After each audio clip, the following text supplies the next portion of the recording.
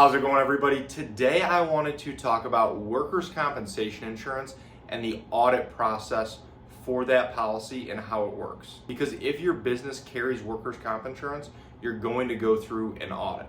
It is a standard part of the process and how the insurance company determines that the premium that you're paying for the policy is accurate.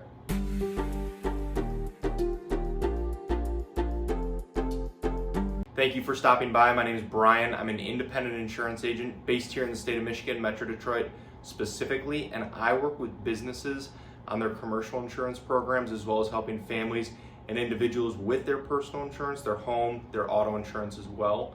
My goal with this channel is to pass on a little bit of educational information to you so that you can make more informed decisions around your insurance and then overall help answer any questions that you might have.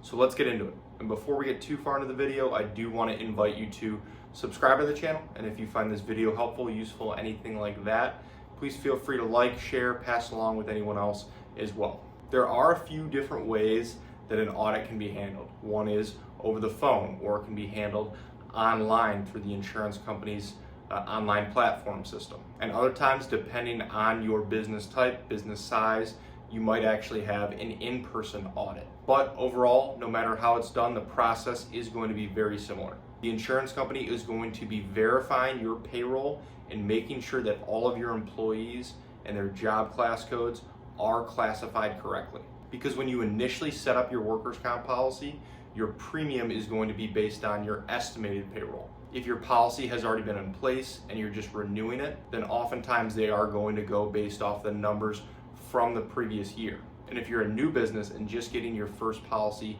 in place, then oftentimes those payroll estimates are just that, estimates of what your payroll could be for the year. And at the end of the policy term, the insurance company does need to confirm what your actual payroll was. Because if your payroll was higher than you initially estimated, then you'll owe additional premium. But if it was lower than expected, then you could get a credit or a refund. And then during this audit process, the auditor or the online system is going to need things like your payroll records, potentially tax documents, and then information on the work that your employees are actually doing.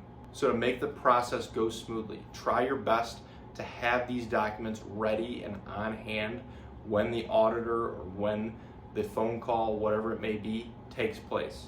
This can make it easier to confirm your payroll numbers and make sure that all employees are classified correctly. And the reason these job classifications are so important is because every job inherently carries different levels of risk. And each job that your employer has will align with a different class code. And each class code is associated with a different rate that the insurance company has for it. So all this factors in to how much premium you're going to be paying.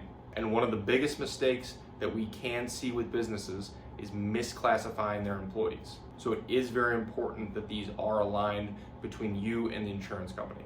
Another potential mistake is not keeping track of your subcontractors' workers' comp coverage.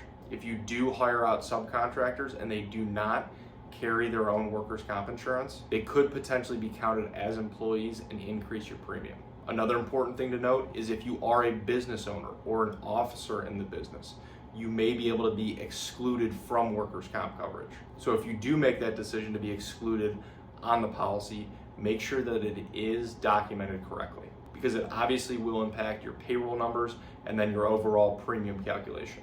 Also, workers' comp audits are not optional. If you do not complete and are compliant with the audit, the insurance company could charge you additional premium or just cancel your policy completely. So this is why it is important to be prepared for the audit. Have your payroll reports, tax forms, and then subcontractor insurance information ready before the process begins. And if you do ever get a result from the audit that doesn't quite seem right, you can dispute it, but just know that you will need documentation ready to go to support your case. Again, things like payroll records, official job descriptions, and then again, those subcontractor certificates of insurance. Overall, if you are looking for help with your workers' comp insurance and want to make sure that your policy is set up correctly, or you're just looking for help with your commercial insurance program as a whole, I would love the opportunity to work with you and see if our team can help. There are a lot of ways to get a hold of me, and they should all be in the description below.